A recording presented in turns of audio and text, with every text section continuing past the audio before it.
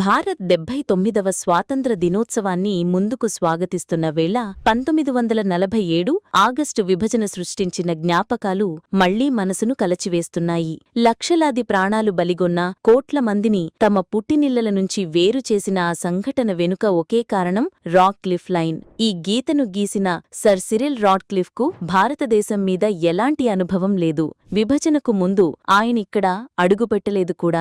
అసలు ఆ గీత చేసిన విషాదాల గురించి ఈ వీడియోలో తెలుసుకుందాం. 1947 జూన్ 3న లార్డ్ మౌంట్ బాటన్ విభజన ప్రణాళికను ప్రకటించగా బ్రిటిష్ ప్రభుత్వం భారత్ను వదిలి వెళ్లే క్రమాన్ని వేగవంతం చేసింది. పంజాబ్, బెంగాల్ ప్రావిన్సన్లను మధ్యలో కోసి భారత్ పాకిస్తాన్ సరిహద్దును నిర్ణయించే బాధ్యత రాడ్క్లిఫ్కు అప్పగించారు. 5 వారాల్లో ఈ అత్యంత క్లిష్టమైన పని పూర్తి చేయాలి అని ఆదేశం వచ్చింది. ఆయనకు అందిన ఆధారాలు పాతబడిన జనగణన గణాంకాలు, అసంపూర్ణ నివేదికలు.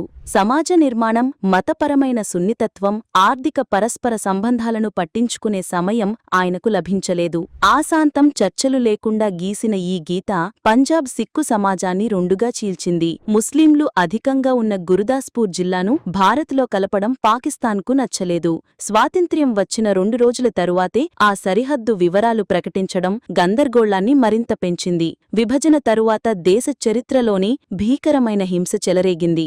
సరిహద్దు దాటుతున్న శరణార్థుల రైళ్లు గమ్యానికి చేరేసరికి శవాల రైళ్లుగా మారాయి. అంచనాల ప్రకారం 2 లక్షల నుంచి 20 లక్షల మంది ప్రాణాలు పోగొట్టుకున్నారు. 1 కోటి మందికి పైగా వీధులపైకి వచ్చి కొత్త జీవితం మొదలుపెట్టాల్సి వచ్చింది. ఈ గీత మిగిల్చిన పెద్ద మంట కశ్మీర్ వివాదం.